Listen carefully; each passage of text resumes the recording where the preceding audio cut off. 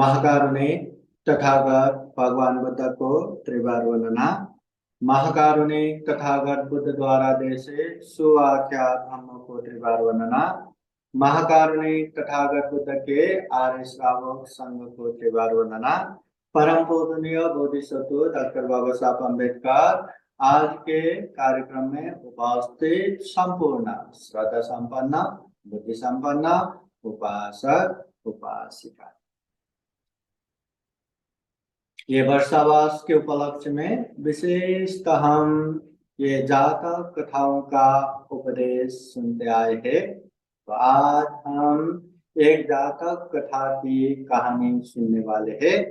आज जो हम जातक कथा की कहानी सुन रहे हैं वो जातक का नाम है खदीर अंगार जातक। खदीर अंगार, अंगार तो जलता हुआ अंगार, एकदम ज्वाज्वल्यमान ज्योतिमान एकदम भयंकर से देखता हुआ अंगार, उसकी जातक है खदीर अंगार जातक। अब ये खदीर अंगार जातक कहाँ किस लिए तथागत बुद्ध ने उपदेश दिए? तो जब महाकारुणी तथागत बुद्ध श्रावस्ती के अनाथ पिंडिक महाजन द्वारा निर्मित जेतवन बुद्ध विहार में रह रहे थे, उस समय ये जातक कथा का उपदेश दिए थे। और ये उपदेश किसको उद्देश्य करके दिए थे? श्रद्धावान महाउपासक जो अनाथ पिंडिक महाजन है, उनके दान क्रिया को देखते हुए, उनके दानचर्या को देखते हुए इसका उपदेश दिए थे। और उपदेश किसे दिए थे? कि अनाथ पिंडिक महाजन प्रमुख उपासक उपासिकाओं के लिए तथागत बुद्ध ने ये जातक कथा उपदेश दिए थे। अभी ये जातक कथा खदीर अंगार जातक का भी वर्तमान कथा है और अतीत कथा है। वर्तमान समय में बुद्ध काल में क्या ऐसी घटना हुआ जिसकी वजह से ये जातक कथा का उपदेश देना पड़ा, और ये जातक कथा में वास्तव में हुआ क्या था, ये अतीत पहले के कथा। तो खदीर अंगार जातक के वर्तमान ये जो घटना है उसको हम देखते हैं। महाकारुणी तथागत बुद्ध के उपदेश सुन के ढेर सारे भिक्षु भिक्षुनी दुख मुक्त हो गए। ढेर सारे उपासक उपासिकाएं अच्छे धर्म को ग्रहण करते हुए दान शीलादि चर्या करते हुए अपने अपने जीवन को धन्य धन्य करके बैठे। महाकारुणी तथागत बुद्ध गया में बोधि वृक्ष के नीचे बुद्ध बने। उसके बाद पहला उपदेश वाराणसी नजदीक सारनाथ ऋषिपतन मृगदावन में धम्मचक्र प्रवर्तन किए, और उसके बाद धम्म का प्रचार प्रसार करते करते मगध के राजगिरी में पहुंचे। वहीं ये राजा बिंबिसार ने वेणुवन बुद्ध विहार दान दिया। अभी वही वेणुवन बुद्ध विहार में रहते समय श्रावस्ती के एक महाशय जिसका नाम सुदत्त है, जिसे अनाथ पिंडिक महाजन भी कहते हैं, वो उपासक ये राजगिरी आए थे, और राजगिरी में वहां भगवान बुद्ध को मिलने का मौका मिला। भगवान बुद्ध का उपदेश सुन के इतना श्रद्धा उत्पन्न हुआ, इतना ज्ञान अवबोध किया कि श्रोतापति फल में पहुंच गए। श्रोतापति फल में पहुंचने के बाद धम्म का अवबोध करने के बाद अब अनाथ पिंडिक महाजन को लगने लगा कि इतना अच्छा धम्म है, दुख मुक्ति का अमृत वाणी है, ऐसे धम्म अपने नगर में भी लेके जाना है, अपनों के लिए भी लेके जाना है। ये धम्म जैसे मैंने ग्रहण करने का मौका मिला, मेरे अपनों को भी मौका मिलना चाहिए, मेरे नगर वासियों को भी मौका मिलना चाहिए। फिर तथागत बुद्ध का अनुमति लेके बुद्ध प्रमुख भिक्षु संघ को एक भव्य दिव्य बुद्ध विहार बना के दान देने के लिए वो अपने नगर श्रावस्ती में लौटे हैं। और श्रावस्ती में बुद्ध विहार बनाने के लिए नगर से ज्यादा दूर भी नहीं और ज्यादा नजदीक भी नहीं, ऐसी जगह ढूंढते ढूंढते एक सुंदर बगीचा देख लेते हैं। वो बगीचा जेठ राजकुमार का था। तो जेठ राजकुमार के पास जाके वो जमीन खरीदने की बात करते हैं, पर राजकुमार देने के लिए तैयार नहीं। अभी वो सेठ भी पीछे पड़े थे, तो मिट्टी का भाव सोने के भाव बोलेंगे तो वैसे ही निकल जाएगा। ऐसा सोच के जेठ राजकुमार ने कह दिया कि अगर आपको वो जमीन चाहिए तो जितना जमीन चाहिए उसमें सोने का सिक्का बिछाओ, जितना बिछाया वो आपका। ऐसा कहने पे कहा मिट्टी का भाव इतना महंगा बोल रहे करके वापस नहीं गया। हाँ, ये वचन रहा करके वैसा ही करेंगे करके ये अनाथ पिंडिक महाजन घर में गया और गाड़ा में सोना भर भर के वो बगीचे में लेके पूरा जमीन सोने से बिछा रहे थे। लोगों की नजर से तो पागलपन है, कहा मिट्टी का भाव, कहा सोने से ढक के सिक्का बिछा के खरीद रहे।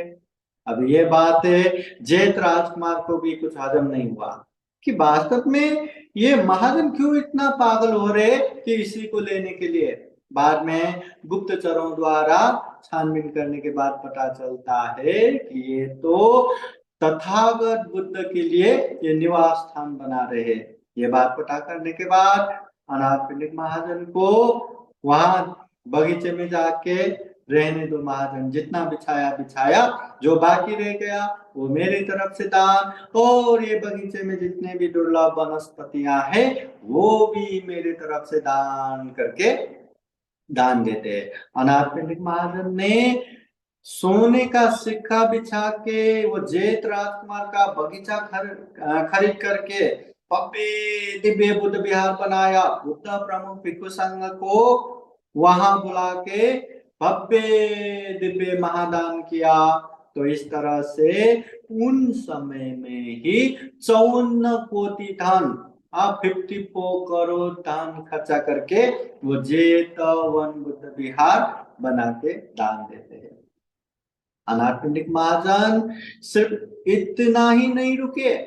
हाँ, ये अनाथ पिंडिक महाजन ने दान के संदर्भ में ये बुद्ध विहार दान दिया दिया। वो हर दिन बुद्ध विहार में भगवान बुद्ध के दर्शन करने के लिए, भिक्षु संघ के दर्शन करने के लिए हर दिन सुबह दोपहर शाम को जाते रहते। 3 बार तो जाते ही है, जब भी मौका मिला और समय में जाना तो है ही। और जैतून बुद्ध विहार में भी ढेर सारे भिक्षु संघ के साथ सामने भी रहते हैं, और महाजन आए तो सामने लोग देखते हैं तो कुछ लेके आए क्या। तो महाजन बुद्ध विहार जाते समय कभी भी खाली हाथ नहीं जाते। हाँ, तो महाजन सबसे पहले सुबह जाते थे, तो प्रातः काल में जाते समय हाथ में ये नाश्ते का सामान या वो ऐसे नाश्ते का सामान लेके जाते थे। और नाश्ता करने के बाद जब घर से बुद्ध विहार की तरफ जाते थे तो अनेक तरह का जो दूध है मधु है ऐसे खाने की चीज लेके जाते थे। और जब शाम के समय में संध्या काल में जाते थे तो अनेक तरह से सुगंध माला वस्त्र आदि लेके जाते थे, कभी भी खाली हाथ नहीं जाते। और उतना ही नहीं, अनाथ पिंडिक महाजन अपने घर में भी नित्य रूप से हर दिन 500 भिक्षु संघ के लिए भोजन दान देते थे। नाश्ता भोजन पूरा तैयारी के साथ आसन बिछा के रखते थे। तो ऐसे में स्वयं तथागत बुद्ध भी वो भोजन दान के लिए आते थे। भगवान बुद्ध के अग्र श्रावक सारिपुत्र बहुत कल्याण भी आते थे। भगवान बुद्ध के 80 महाश्रावक भी आते थे, भिक्षु संघ भी आते थे। सब लोगों के लिए वो घर खुला था, तो हर कोई आते थे। इस तरह अनाथपिंडिक महाजन दान के संदर्भ में बहुत ही आगे निकलते हैं। उनका दान कितना है उसका प्रमाण भी नहीं है, बहुत ही दान करते थे, दान करते करते आगे बढ़ रहे थे। उनके घर में मतलब 7 माले का भवन है, 7 माले का घर है, और 7 माले के घर में भिक्षु संघ को स्वागत करते हुए खूब दान करते थे, खूब खूब सेवा करते थे। इस तरह बहुत सारा ये दान करते करते आगे जा रहे थे। अभी यहाँ अनाथपिंडिक महाजन के घर का एक घटना ऐसा भी होता है। कहते हैं अनाथपिंडिक महाजन के जो 7 माले का घर है उसमें कोई न कोई एक देवी का वास होते थे। उसमें से जो चौथी मालिका जो देवी है वो मिथ्या धारणा वाली थी। उनको बुद्ध धम्म संघ के प्रति कुछ लेना देना नहीं था, कुछ भी मतलब श्रद्धा विश्वास ही नहीं था। मगर जब जब तथागत बुद्ध वहां आते थे तो वो ऊपर अपने विमान में, अपने जगह पे रह नहीं पाते थे, तो अपने बच्चे परिवार के साथ नीचे जमीन में रहना पड़ता था। और कोई अग्र श्रावक आए तो भी ऊपर नहीं रह सकते थे, उनके सील के अनुभव से नीचे जमीन में ही आके रहना पड़ता। असिति महाश्रावक आए, थेरो महाथेरो या भिक्षु संघ आए, कोई भी आए, उनके सील प्रताप के अनुभव से ऊपर नहीं रह सकता था कि वो लोग नीचे आके जमीन पे रहना पड़ता। तो मन में श्रद्धा भाव ना होने की वजह से, मन में कोई भी विश्वास न होने की वजह से उसको घर में बुद्ध का आना भी पसंद नहीं, भिक्षु संघ का आना भी पसंद नहीं, अग्र श्रावक महाश्रावक का आना भी पसंद नहीं। कोई भी आए और खुद नीचे आके खड़े होना पड़े उसको पसंद ही नहीं। तो अभी वो लोग न आए, तथागत बुद्ध या अग्र श्रावक असिति महाश्रावक या भिक्षु संघ उस घर में न आए तो उसके लिए क्या करना पड़ेगा या क्या करने से होगा, अभी वो सोचने लगे। वो देवी अभी सोचने लगे। अभी सोचते सोचते अभी क्या करे, तो घर के जो महाकर्मचारी है उसके पास ही, जब वो आराम कर रहे थे उसके पास जाके ज्वलमान प्रकाश फैला के खड़ी रह गई। तो महाकर्मचारी ऐसे जाग के देखा, इतना लाइट आ रहा है, प्रकाश आ रहा है, क्या हुआ, कौन है? तो वहां देवी कहती है, मैं हूं देवी, मैं अनाथपिंडिक महाजन के चौथी माले में रहता हूं। तो किस लिए यहाँ आए? तो कहते हैं, तुम देखते नहीं क्या, हाँ ये अनाथपिंडिक महाशय आंखें बंद करके भिक्षु संघ को, बुद्ध को, धम्म को इतना दान कर रहे, इतना खर्चा कर रहे हैं। दान तो जाहिर है, न व्यापार व्यवसाय में ध्यान दे रहे, न खेतों में ध्यान दे रहे, केवल दान दे रहे, दान दे रहे, दान दे रहे, न भविष्य का चिंतना कर रहे, न परिवार का चिंतना कर रहे, न अपने कुटुंब का चिंतना कर रहे। तो ये तो ठीक नहीं है ना। तो इसलिए ये बुद्ध प्रमुख भिक्षु संघ को दान देना रोकना चाहिए, और ये घर में भी बुद्ध प्रमुख भिक्षु संघ को आने से रोकना चाहिए, रास्ता बंद करना चाहिए। तो ऐसा कहने पे वो महाकर्मचारी कहते हैं, मूर्ख देवी, हाँ जो बुद्ध शासन के लिए, कल्याणकारी धर्म के लिए महाशय इतना धन खर्चा कर रहे हैं, और इसमें भी तुम्हें बुरा लग रहा है, इसमें भी तुम दोष देखते हो। अरे अगर वो महाशय मुझे मतलब चोटी पकड़ के मुझे बेच भी दे तो भी मैं उसको नहीं रोक पाऊंगा, तो जा करके उसको भेज देते हैं। तो देवी भी अभी उसको समझाएंगे करके गया था, नहीं समझ पाए, फिर वापस गए।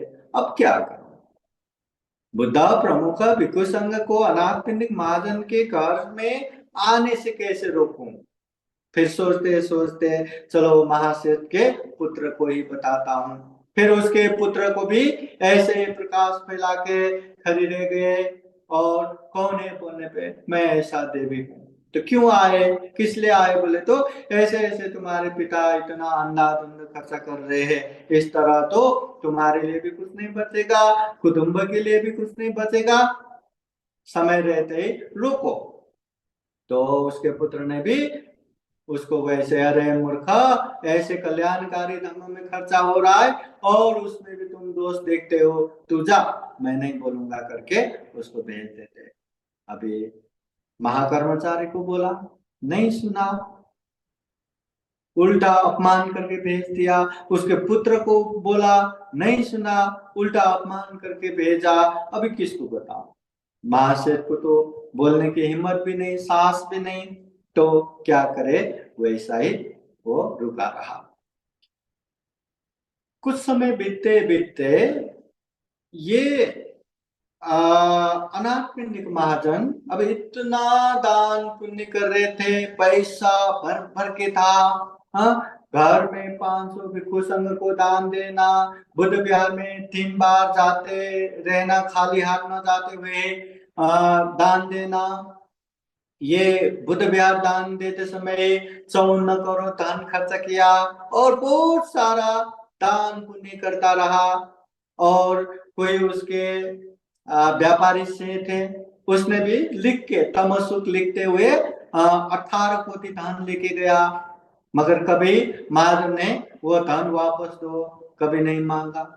और ऐसा भी कि उन्होंने अक्षीरवती नदी के किनारे 18 कोटि धन गाड़ के रखा था, मगर समय ऐसा भी हुआ कि वहां नदी का बांध टूटने की वजह से वो लोहे का जो बक्सा सामान भर भर पड़ा हुआ वो भी नदी बहा के लेके गया, तो समुद्र में गए। वहां महाजन के मोहर लगा हुआ बड़े बड़े लोहे का बक्सा जिसमें अनेक तरह से धान उसमें है, वो अभी नदी में तैर रहा है, यहाँ वहां बह रहा है। और दान भी अनगिनत अप्रमाण दान दे रहे थे। तो अनाथ पिंडिक महाजन के जीवन में ऐसा भी समय आते हैं कि देखते ही देखते अनाथ पिंडिक महाजन अब दरिद्र होता है, अब गरीब होता है। बंद व्यवसाय में ध्यान नहीं, खेतों में ध्यान नहीं, केवल दान पुण्य संघ सेवा ऐसा करते करते अभी दान संपत्ति खत्म हो जाता है, दरिद्र हो जाता है। ऐसे दरिद्र में भी अनाथ पिंडिक महाजन ये संघ को दान देना नहीं छोड़ते, पूजने भिक्षु संघ को बुला के दान देते हैं।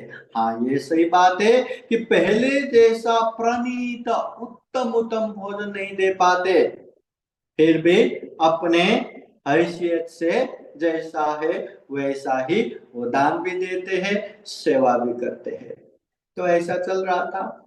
एक दिन अनाथ पिंडिक महाजन महाकारुणिक तथागत बुद्ध के पास आते हैं, बुद्ध को वंदना करते हैं और एक जगह बैठते हैं।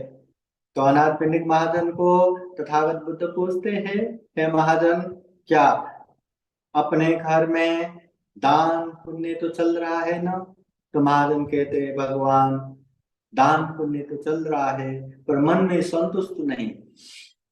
मैं पूजनीय भिक्षु संघ को बहुत ही रुखा सुखाई दान दे पा रहा हूँ, प्रणीत उत्तम दान नहीं दे पा रहा हूँ। वो चावल के टुकड़े, जो कनिका है, जो मत्था है, बस वही दान दे पा रहा हूँ, प्रणीत उत्तम दान नहीं दे पा रहा हूँ। तो उस समय महाकारुणिक तथागत बुद्ध वो अनाथ पिंडिक महाजन उपासक को समझाते हैं, हे अनाथ पिंडिका, तुम जो दान दे रहे स्वयं तथागत बुद्ध को दान दे रहे, तथागत बुद्ध के आर्य श्रावक समूह को दान दे रहे, और ऐसे जगह पे जो प्रसन्न चित्त से दान देंगे तो वो कभी भी रूखा सूखा नहीं होता। ऐसे जगह पे जो सेवा करते हैं कभी भी छोटा नहीं होता, वो बहुत बड़ा होता है, वो बहुत बड़ा पुण्य है, ऐसा उपदेश देते हैं। तो महाराज फिर से प्रसन्न होके अपना दान क्रिया दानचर्या वैसे ही चलाते चलाते बैठते हैं, घर आते हैं। एक दिन वो जो मिथ्या धारणा वाली देवी है, वो सोचती है जिस समय अनाथ पिंडिक महाजन ऐश्वर्यवान था, धन वैभव से परिपूर्ण था, उस समय तो मैं कुछ नहीं कह पाए, मगर अभी तो दरिद्र हो गया, वो ऐश्वर्य खत्म हो गया, धन वैभव नष्ट हो गया, गरीब हो गया। तो ऐसे समय में अगर मैं बताऊंगा अभी तो सुन लेगा, चलो बताता हूं करके मध्य रात्रि वो अनाथ पिंडिक महाजन के शयनागार में गए और वहां ज्वलमान प्रकाश फैलाते हैं। और ऐसा फैलाने के बाद वो अनाथ पिंडिक महाजन जागते हैं, अरे ये क्या हो रहा है, कौन कर रहा है? तो देवी कहती है, सेठ मैं देवी हूं, आपके घर के चौथे माले में रहता हूं। तो अच्छा, तो किस लिए आए? तो मैं आपको उपदेश देना चाहती हूँ। हाँ ठीक है, दे दो। तो वो महाजन को वो देवी उपदेश देती है, महाजन आपने अंधाधुंधा बुद्ध को दान दिया, धम्म संघ को दान दिया, बुद्ध शासन को दान दिया, इतना अप्रमाण दान दिया, और न आपने बंद व्यवसाय में ध्यान दिया, न खेतों में ध्यान दिया, न परिवार कुटुंब को ध्यान दिया, भविष्य का चिंतना किए बिना आपने खूब दान दिया, जिसकी वजह से आज आप दरिद्र हो गया, दान से हीन हो गया। ये सही नहीं है, इसलिए अभी से आप व्यवसाय में ध्यान दो, आप खेतों में ध्यान दो, मगर ये जो बुद्ध को घर में बुलाना, बुद्ध के श्रावक संघ को घर में बुलाना और दान पुण्य करना, ऐसी बातें छोड़ दो। अगर वो छोड़ के बंद व्यवसाय करेंगे, खेती करेंगे, फिर से आप ऐश्वर्यवान बन पाएंगे, फिर से आप धनवान बन पाएंगे, मगर ऐसे बुद्ध को बुलाना छोड़ दो। तो ऐसी बात सुन के महाजन कहते हैं, और भी कुछ कहना है क्या? तो देवी कहती है, नहीं, मुझे इतना ही कहना है। उस समय वो अनाथ पिंडिक महाजन कहते हैं, हे मूर्ख देवी, तुम तो क्या, तुम्हारे जैसे सैकड़ों या हजारों या लाखों देवताएं आके भी अगर मुझे ऐसा दान मत दो या सेवा मत करो बोलेंगे, तो मैं मानने वाला नहीं हूं।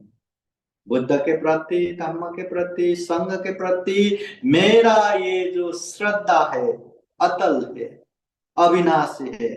मैं हमेशा सेवा करता रहूंगा, अपनी हैसियत से दान देता रहूंगा।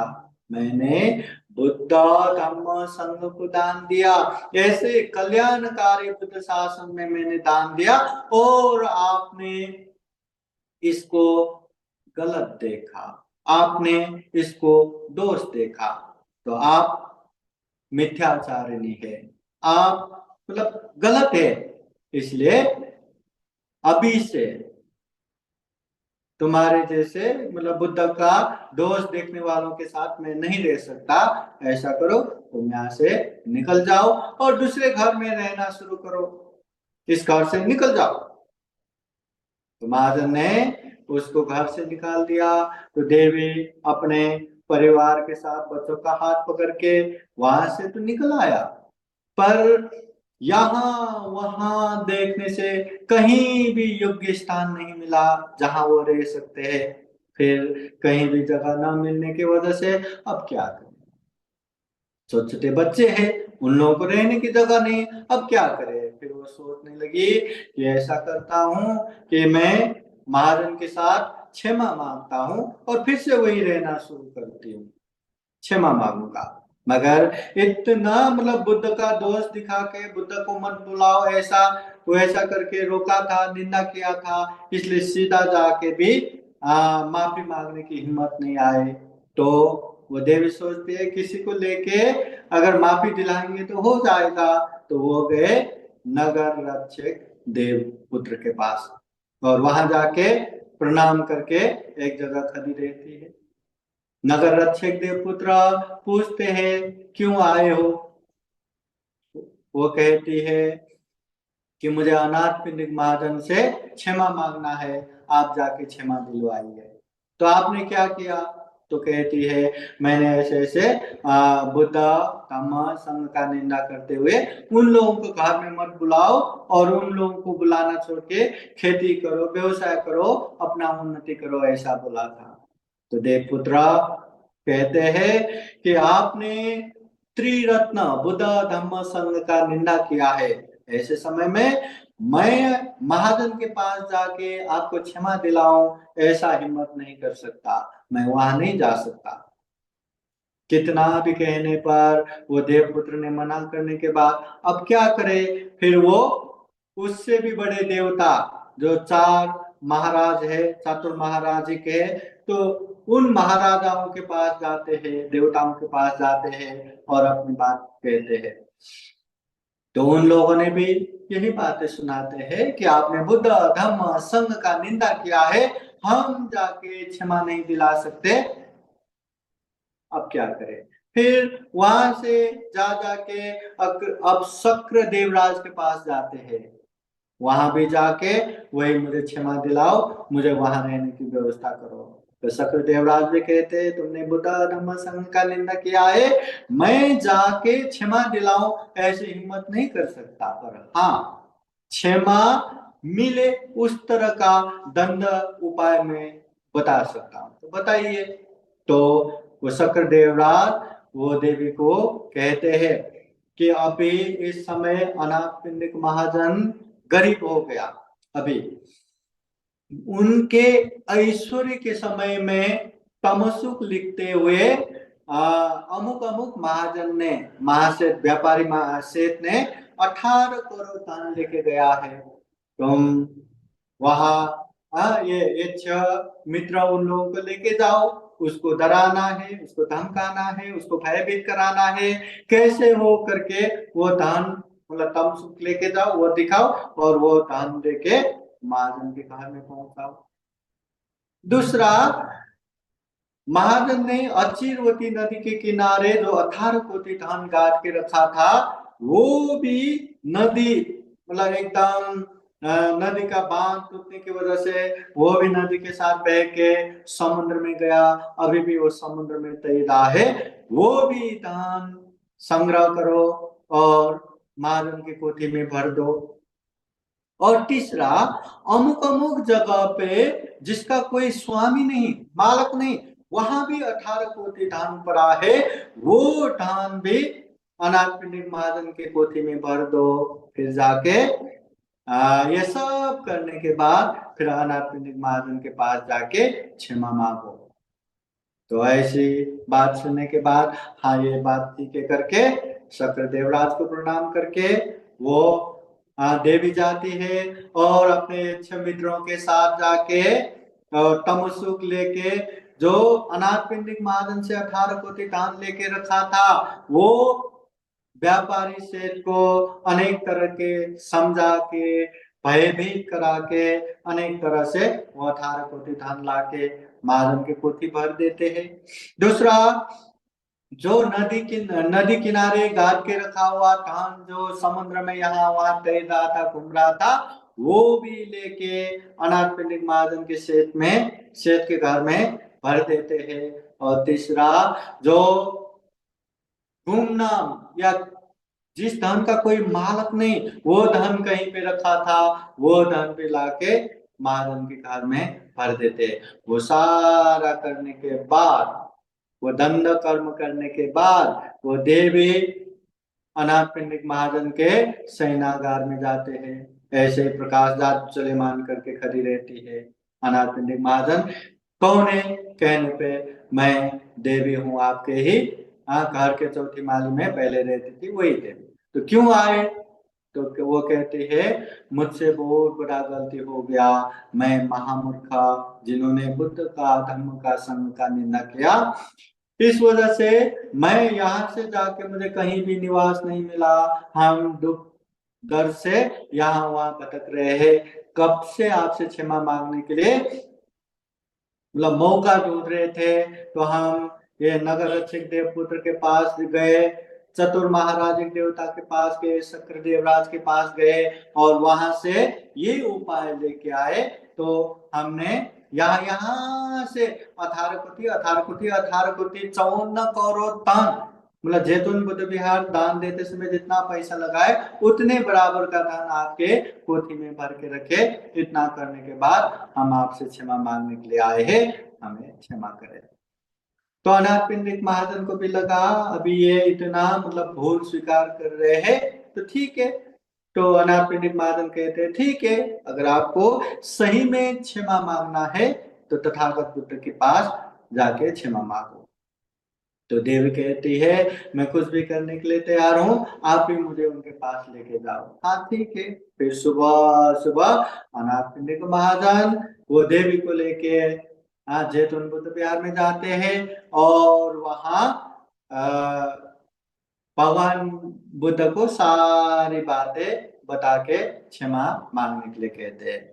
उस समय महाकारुणिक तथागत बुद्ध ने वो देवी को समझाते हुए कि कोई व्यक्ति कितना भी पाप करे, जब तक पाप का भोग नहीं आता तब तक खूब खुशी रहते हैं, पाप का भोग आने के बाद बहुत दुखी होते हैं। वैसे ही कोई भी व्यक्ति जब तक पुण्य का फल नहीं आता तब तक दुखी हो सकते हैं, मगर पुण्य का फल आने के बाद बहुत ही खुशी के साथ रहते हैं। ऐसा कहते हुए धम्मपद के 2 गाथा द्वारा उपदेश देते हैं। महाकारुणिक तथागत बुद्ध वो धम्मपद के गाथा इस तरह उपदेश देते हैं। पापोऽपि पश्यति पापं यावभद्रं न पश्यति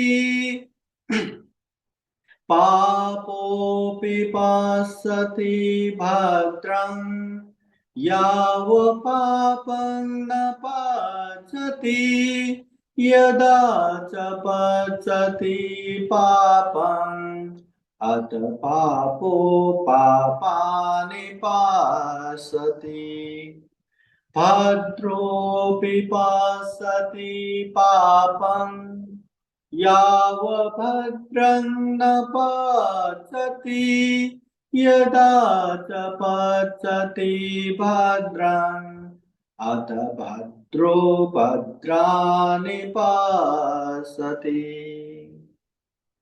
महाकारुणिक तथागत बुद्ध ये धम्मपद गाथा में यही उपदेश देते हैं।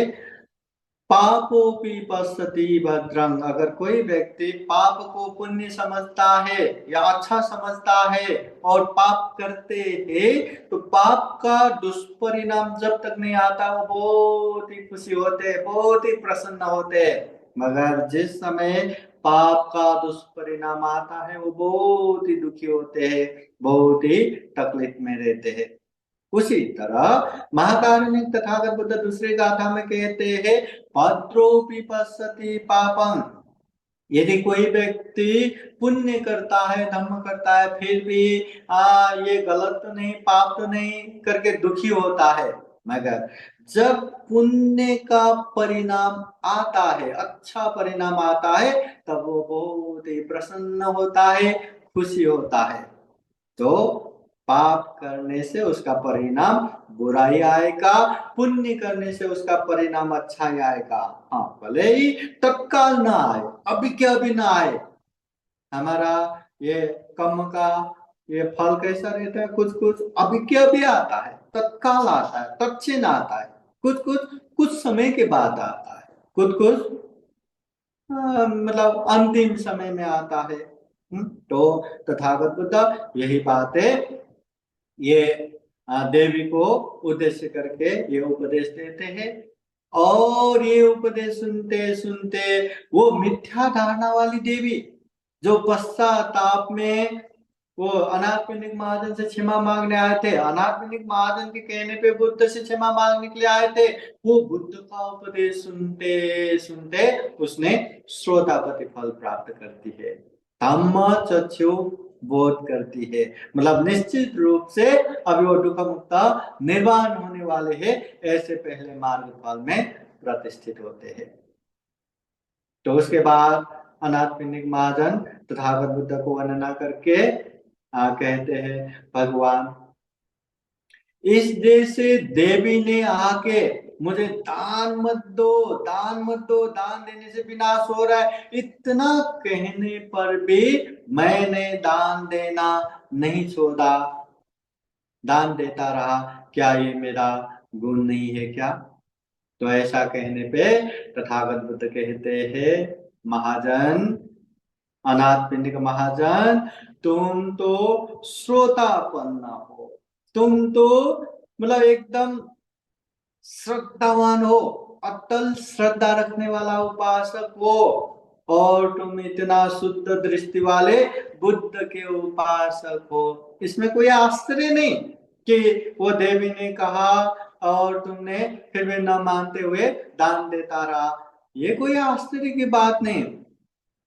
पहले पहले जिस समय बुद्ध भी नहीं था, जिस समय परिपक्व ज्ञान भी नहीं था, ऐसे समय में भी पंडित जनों ने कितना भयंकर भयंकर उसको डर दिखाया, त्रास दिखाया कि अगर दान देंगे तो मतलब 18 हाथ मतलब गहरा, इतने मतलब ज्वलमान अंगार से भरे हुए, उसमें तुम पतन हो जाओगे, जैसे महाअविंची नरक जैसे जगह पे पतन हो जाओगे, ऐसा डर त्रास दिखाया तो भी दान दिया।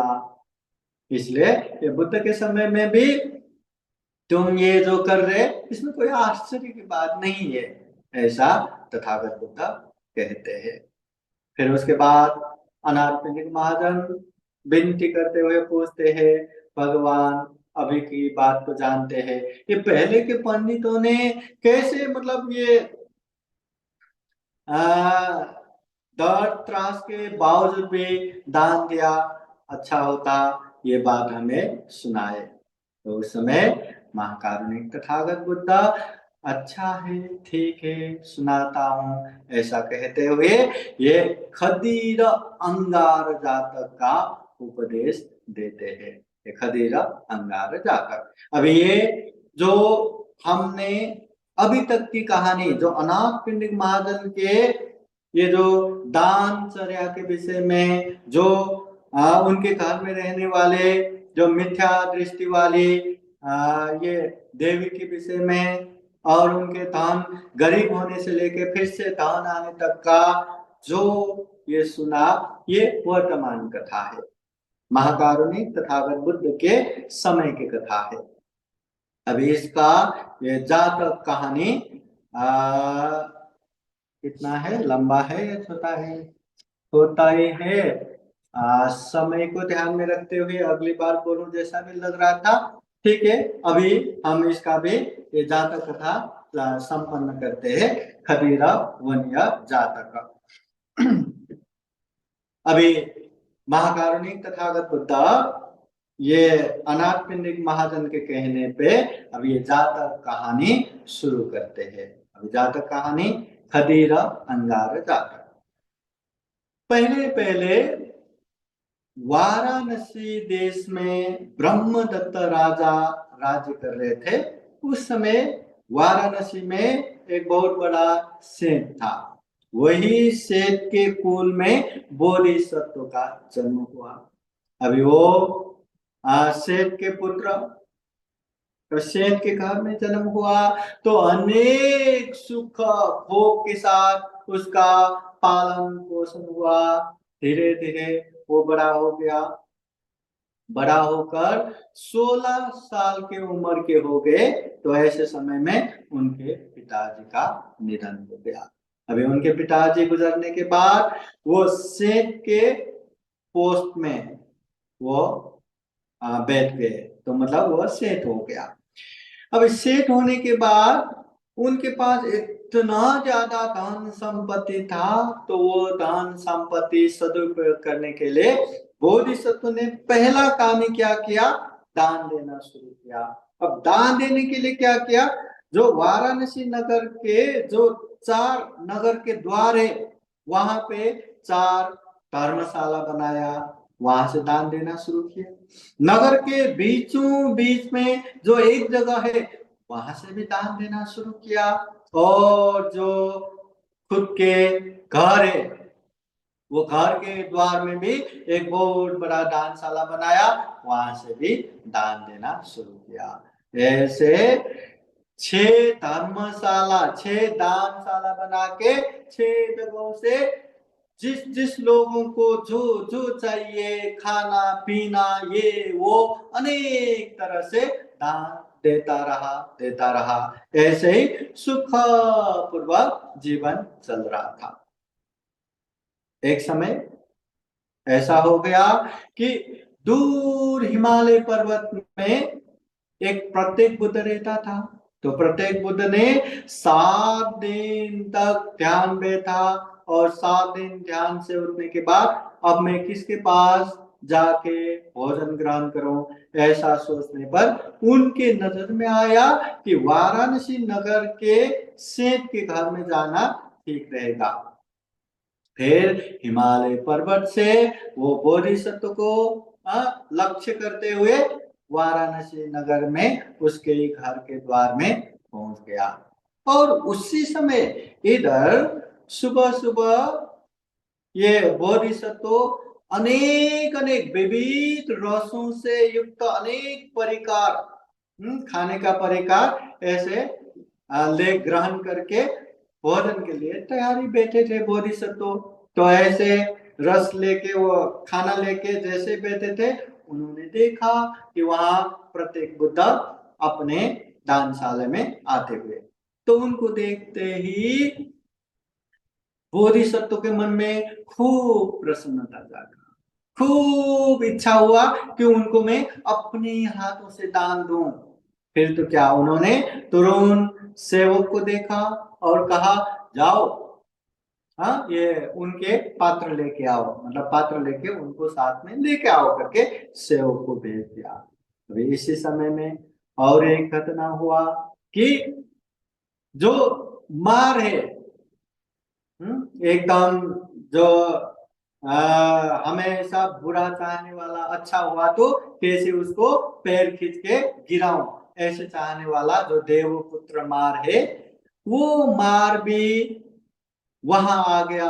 उनको क्या लगा कि ये जो प्रत्येक बुद्ध 7 दिन पहले भोजन किया था और 7 दिन ध्यान करके आज भिक्षाटन के लिए आए हैं, अगर उनको आज भोजन नहीं मिला तो उनका जीवन विनाश हो जाएगा। इसलिए आज मैं किसी भी हालत में उनको भोजन प्राप्त करने नहीं दूंगा। और ये जो सेठ का जो दान देने का जो मतलब उसका श्रद्धा है, कैसे भी उसको मैं व्यवधान कर दूंगा, कैसे भी उसको मैं खंडन कर दूंगा, दान देने नहीं दूंगा, ऐसा सोचते हुए वो मार भी वहां आ गया। और मार आके उसने सबसे पहले क्या किया कि जो सेठ का बाहर, सेठ के घर के बाहर वहां पे बहुत बड़ा गड्ढा बनाया, बहुत बड़ा, मतलब 18 हाथ गहरा इतना गड्ढा बनाया। और उसमें इतना दहकते हुए अंगार, इतना ज्योतिमान, इतना मतलब जलता हुआ अंगारों से भर दिया। मतलब ऐसा प्रतीक हो रहा था जैसे कि ये साक्षात नरक ही है। और नरक में भी महा अविंची नरक ही है, सबसे खतरनाक नरक ही है, ऐसा प्रतीत हो रहा था। ऐसे वहां आग भड़क रहा था, इतना अंगार जल रहा था। तो वो अंगारों का गड्ढा बना के वहीं आसमान में खड़े रहे वो देवपुत्र मार।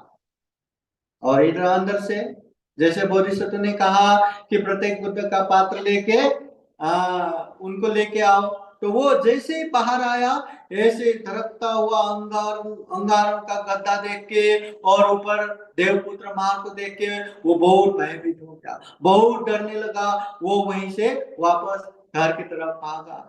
और बोधिसत्व के पास गए। बोधिसत्व ने कहा, अरे तुम ये वो प्रत्येक बुद्ध को क्यों नहीं लाए? तो कहते हैं, बाहर ऐसे ऐसे अंगारों का ये गद्दा बना है और वहां ऐसे ऐसे पड़ा है, तो मैं डर के मारे भाग गया। अच्छा ठीक है करके दूसरे को भेजा, दूसरे सेवक भी वैसे ही बाहर गया और वैसे ही भाग के आ गया। तीसरे को भेजा, तीसरे भी वैसे ही गया, वैसे ही भाग के आया। तो ऐसा देख के बोधिसत्व ने सोचा, तो यहाँ मेरे दान को व्यवधान करने के लिए कोई तो दुष्ट मार आया है। चलो आज दिखाता हूं कि उनके व्यवधान करने में ताकत है या मेरे दान देने में ताकत है। आज मैं परीक्षा कर ही लेता हूं करके जो भोजन है, उत्तम भोजन का थाली अपने सर पे रख के वो स्वयं बोधिसत्व बाहर आते हैं। बाहर आने के बाद देखते इतना बड़ा गद्दा, देखता हुआ अंगार, ऐसे लग रहा था जैसे कि महाअविंची नरकी है, इतना डरावना। और सामने दानशाला जहां प्रत्येक बुद्ध रुके थे। हाँ, तो ये देखते हुए ये बोधिसत्व कहते हैं, वो प्रत्येक बुद्ध पांते जी, चाहे मैं ये अंगारों में सर के बल, पैर ऊपर सर नीचे होने तक मैं गिर भी लूं, तो भी मैं ये भोजन आपको दान देकर ही दम दूंगा। आप ये भोजन स्वीकार कर ले। ऐसा अधिष्ठान करते, संकल्प करते और आकाश में देखते हुए उसको देवपुत्र मार को पूछते, तुम कौन हो? मैं मार हूं। तुम क्यों आए हो? तुम्हारे, तो मार कहते तुम्हारे दान में व्यवधान करने के लिए और ये प्रत्येक बुद्ध का जीवन नाश करने के लिए मैं आया हूं। आज उनको भोजन नहीं मिला तो उनका जीवन नाश हो जाएगा, इसलिए कैसे भी हो तुम्हारे दान में मुझे व्यवधान करना है, रोकना है। देखो अभी सामने इतना बड़ा ये अंगारों से भरा गद्दा है, अभी वो गद्दे से तुम जाओगे तो तुम तो जल जल के धू धू हो जाओगे, महानर्क में पतन हो जाओगे। इसलिए तुम्हें ये दान नहीं देना चाहिए, रुको रुको। तो उस समय वो बोधिसत्व सेठ कहते हैं, कुछ भी हो जाए मैं मेरे दान में व्यवधान आने नहीं दूंगा। आज देखता हूं तू मुझे रोकना चाहते, तू जीतेगा या मैं ये दान संकल्प पूरा करना चाहता हूं, मैं जीतूंगा। आज दिखाते हैं। ऐसा संकल्प करते हुए बोधिसत्व, मतलब वो अच्छा जो पकवानों से भरा हुआ वो थाली अपने सर पे लेके बोधिसत्व संकल्प करते हुए वहां जाते हैं। इतने धड़कते हुए अंगारों में वहां जाते हैं, तो संकल्प लेके गया तो कहते हैं वहां शीतल पद्म, मतलब कमल के फूल उत्पन्न हुआ, उसमें पैर पड़ा। फिर दूसरे पैर रखा, उसमें कर्म पड़ा। ऐसे करते करते करते 7वें जो कमल के फूल उत्पन्न हुआ, अंतिम जहां प्रत्येक बुद्ध तक पहुंचने की जगह है, वहां तक पहुंचते पहुंचते उसमें स्पर्श हुआ। वहां पहुंच के जो अपने भोजन है वो भोजन प्रत्येक बुद्ध को अर्पण करते हुए थाली में दान देते हैं। कि इतना होने के बावजूद भी वो सारा कष्ट छोड़ के, अगर मर जाए तो मर जाए, अंगारों में देख जाए तो देख जाए, नरक में पतन हो तो हो, पर किसी भी हालत में ये दान में व्यवधान आने नहीं दूंगा। ये प्रत्येक बुद्ध को ये भोजन दान दे के रहूंगा, ये संकल्प करते हुए उन्होंने वो दान पूरा किया। प्रत्येक बुद्ध ने भी खूब आशीर्वाद देते हुए पहले तो पात्र को आकाश में भेजा, फिर प्रत्येक बुद्ध भी आकाश मार्ग से वहां से हिमालय पर्वत में गए। और स्वयं बोधिसत्व भी वो कमल के जो कली में ही खड़े खड़े सारे जन समुदाय को दानशील आदि के विषय में बताते हैं कि ये कितना जरूरी है। तो वो बताने के बाद फिर वहां से जन समुदाय के साथ अपने घर में प्रवेश करते हैं। और उसके बाद ये बोधिसत्व से जीवन भर जितना हो सके उतना दान पुण्य करते करते करते करते अपने कर्म अनुसार परलोक होते हैं। तो इस तरह ये खदीर अंगार जाता जिसमें मतलब दहकता हुआ इतना खतरनाक अंगार था, फिर भी जान गया तो गया, पर मैं दान में व्यवधान आने नहीं दूंगा, दान पूरा करूंगा करके वो दहकते हुए अंगारों से चल पड़ा। वो तो उनका संकल्प था, बोधिसत्व था, उनका पुण्य पारमी था। तो वहां दहकते हुए अंगारों में भी कमल के फूल उत्पन्न हुए और उसमें चलते चलते प्रत्येक बुद्ध को दान दे पाया। इतना बड़ा दान का मतलब चर्या। तो तथागत बुद्ध ये जातक कथा कहते हुए अनाथ पिंडिक महाजन को कहते हैं, देखो इस समय तो बुद्ध है और बुद्ध के रहते हुए तुमने वो देवी के कहने पर भी दान मत दो कहने पर भी तुमने दान दिया, मगर पहले तो न बुद्ध थे न परिपक्व ज्ञान था, फिर भी पंडित जन ने इतना बड़ा संकट आने पर भी या मरने के कगार पर आने पर भी दान को नहीं छोड़ा, दान परिपूर्ण करके ही छोड़ा। तो उसमें तथागत बुद्ध कहते हैं वो प्रत्येक बुद्ध तो समय आने पर परिनिर्वाण हो गया, पर जो वो दान देने वाले वाराणसी सेठ के जो पुत्र जो बाद में सेठ हुआ वो तो मैं ही था करके तथागत बुद्ध ये जातक कथा का अंत करते हैं। तो ये खदीर अंगार जातक एक तो तथागत बुद्ध के समय में श्रावस्ती नगर में अनाथ पिंडिक महाजन ने क्या क्या कैसे कैसे दान दिया।